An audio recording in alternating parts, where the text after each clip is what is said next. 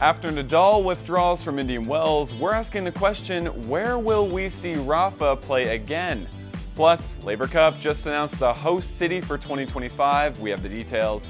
And finally, after a rainy Wednesday night, we look ahead to a hopefully dry Thursday night session at Indian Wells.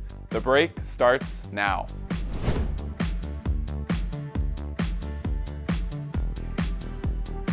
Hey everyone, I'm Charles Conley. You're watching The Break. On Wednesday night, three-time Indian Wells champion Rafael Nadal announced he would not be taking the court for his opening round match. Lucky loser Sumit Nagal will take his place in the draw. In a statement posted to X, Nadal explained that despite early preparation in the desert, he wasn't ready to play at the highest level at such a big event. Now, Rafa has indicated that 2024 will be his final season on tour, but he's only played 3 tour-level matches this year. Those came at the Brisbane International in early January. Since then, he's pulled out of 3 tournaments, the Australian Open, Doha, and now Indian Wells. He did play at Las Vegas exhibition event with Carlos Alcaraz last weekend though. Tennis Channel's Jim Courier explained that based off Rafa's performance in Vegas, Wednesday's decision might have been expected. Watch. I was in Las Vegas for the Netflix Slam when he and Carlos Alcaraz played on Sunday, and Nadal looked compromised at that event. He wasn't arching his back the way he normally would to serve. His serve numbers were a little bit lower than we would have expected, and he was not moving with the same type of freedom. Neither was Carlos, for that matter, given his ankle roll in Rio. So I can't say that this is totally surprising, but it is thoroughly disappointing.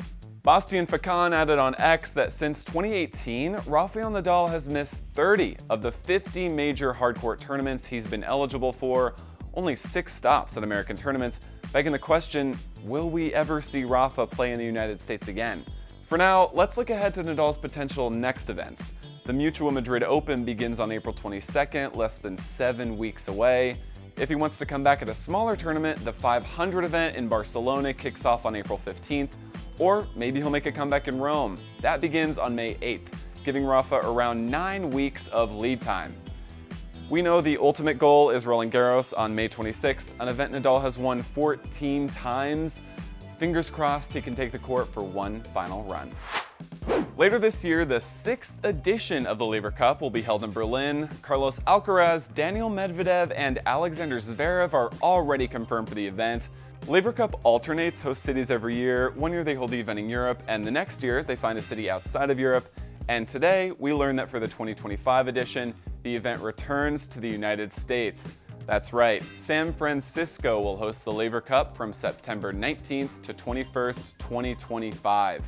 The Chase Center, home of the 7-time NBA champion Golden State Warriors, will serve as the venue for one of the most exciting team events on the calendar. This will be the first time in 3 years the event is held in the States. Chicago and Boston have played host in the past, but now we'll see that iconic black court travel to the West Coast. Roger Federer said about the move to San Francisco, Bay Area fans will love the way the Laver Cup brings together the world's top players as teammates.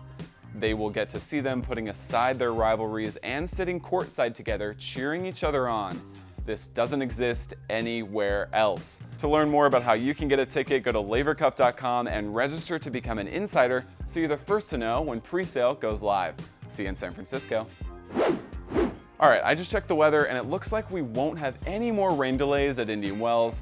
That being said, let's check out the matches on the schedule for Thursday night. At 6 p.m. Pacific, Milos Raonic faces lucky loser Sumit Nagal in round 1.